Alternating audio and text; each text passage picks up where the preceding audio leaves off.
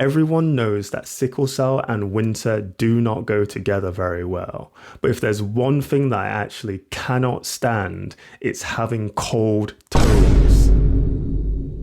I'm Dr. Lewis Thomas, a former doctor living with sickle cell, and it's all well and good wrapping up in thermals and hoodies and whatnot, but there's just nothing that stops the cold taking out my toes. It's like the tips of my toes are just in an ice bath, and the only way to relieve the pain is by shoving them inside a hot water bottle. If this happens to you as well, then there's a chance that you might experience something called Reynauds phenomenon. And what happens is when your hands and feet are exposed to cold temperatures, the blood vessels inside them suddenly tighten and constrict, and that drops the blood flow to almost zero, causing your skin to turn pale or white, and then the area goes numb because there's not enough oxygen getting there, and you might see a color change to like dusky, dark purple, depending on your skin tone, because of the lack of oxygen. And then as you finally warm up, the blood vessels open up again and blood rushes back in with oxygen, which causes like this tingling and